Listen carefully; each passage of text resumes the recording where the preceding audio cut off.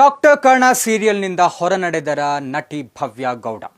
S, big boss ಖ್ಯಾತಿಯ, ಗೀತಾ ಧಾರಾವಾಹಿ ಖ್ಯಾತಿಯ ನಟಿ ಭವ್ಯ ಗೌಡ ಇತ್ತೀಚೆಗಷ್ಟೇ ಡಾಕ್ಟರ್ ಕರ್ಣ ಅನ್ನುವಂತಹ ಧಾರಾವಾಹಿ ಜಿ ಕನ್ನಡದಲ್ಲಿ ಶ್ರುತಿ ನಾಯ್ಡು ಅವರ ಪ್ರೊಡಕ್ಷನ್ಸ್ ಇಂದ ಬರ್ತಾ ಇದ್ದಂತಹ ಧಾರಾವಾಹಿ ಡಾಕ್ಟರ್ ಕರ್ಣ ಸೆಟ್ಟೇರಿತ್ತು.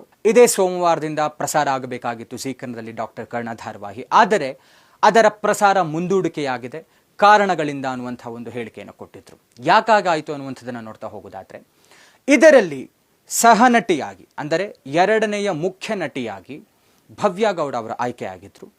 ಆದರೆ ಭವ್ಯ ಗೌಡ ಅವರನ್ನು ಕೈ ಬಿಡಲಾಗಿದೆ, ಈ ಧಾರಾವಾಹಿಯಿಂದ ಹೊರ ನಡೆದಿದ್ದಾರೆ ಅನ್ನುವಂಥ ಮಾಹಿತಿ. ಅವರ ಪ್ರೋಮೋ ಆಗಿರಬಹುದು, ವಿಡಿಯೋಸ್ ಆಗಿರಬಹುದು, ಇದೆಲ್ಲವನ್ನ ಜಿ ಕನ್ನಡದ ಅಧಿಕೃತ ಪೇಜ್ನಲ್ಲಿ ಹಾಕ್ಕೊಂಡಿದ್ರು. ಇನ್ಫ್ಯಾಕ್ಟ್ ಅವರವರ ಪರ್ಸನಲ್ ಪ್ರೊಫೈಲ್ನಲ್ಲೂ ಕೂಡ ಹಾಕ್ಕೊಂಡಿದ್ರು.